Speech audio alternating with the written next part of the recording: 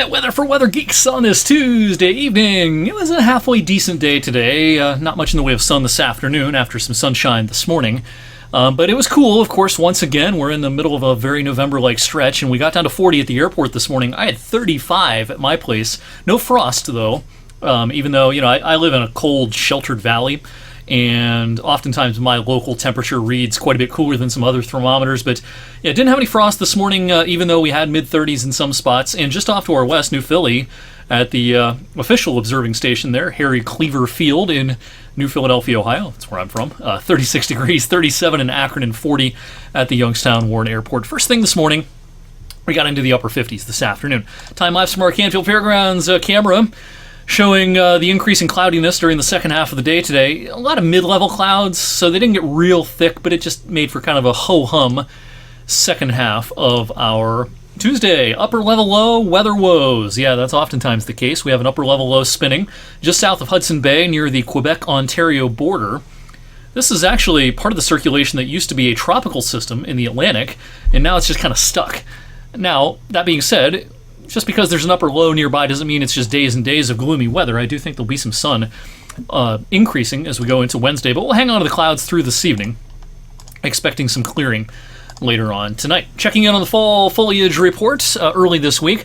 Low to moderate color noted across eastern Ohio and western PA. We're near peak, or at peak even, just a couple of hours to our east.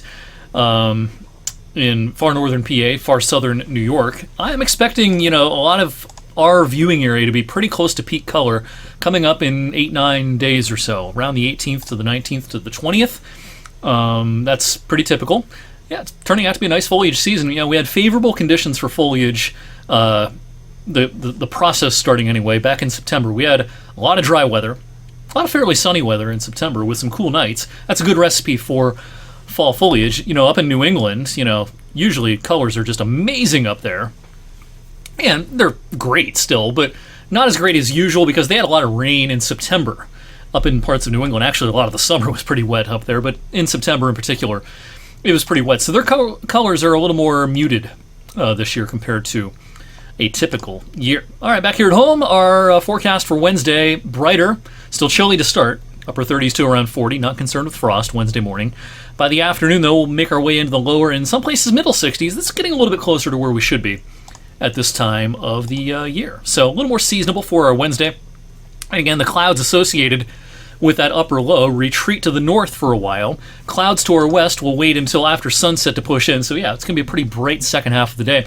Those clouds associated with a warm front, pretty strong warm front. So by Thursday morning, some wet weather around, a little bit of light rain, some showers here and there. I think the afternoon's largely dry, but there's going to be a pretty steep temperature gradient around this front. Southern Ohio's going to get into the 70s on Thursday. Be mostly in the 50s in northeast Ohio and northwest PA. This front will then lift to the north far enough on Friday that we should be in a slice of nice for a lot of the day with some sun. We're not going to be in the mid-70s, but I think we'll touch 70 in some spots.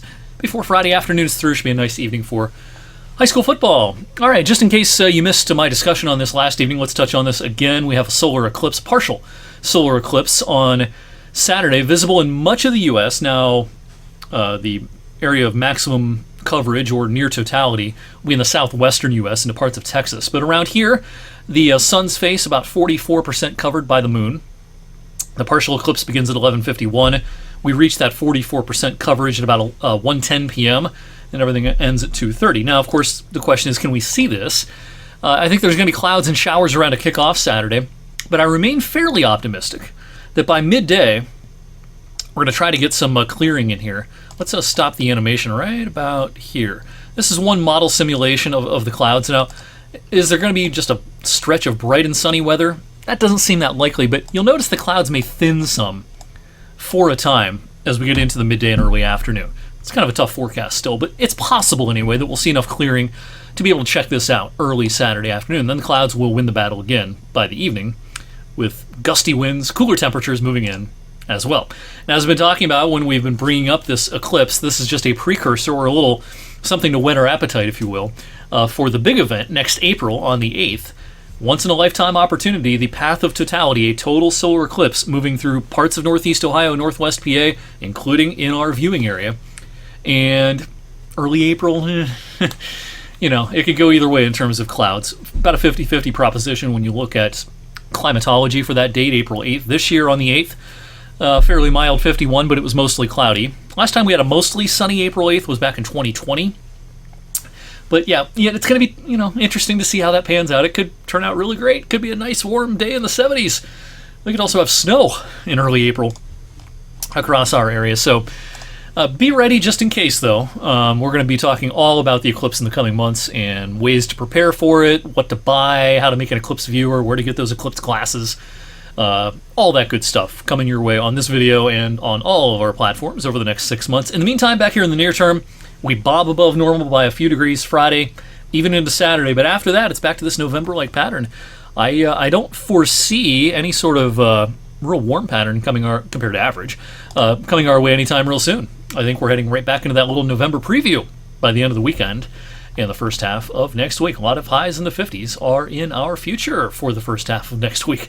In the meantime, thank you for watching Weather for Weather Geeks on this Tuesday evening. Let's do it again, same time, same place on Wednesday.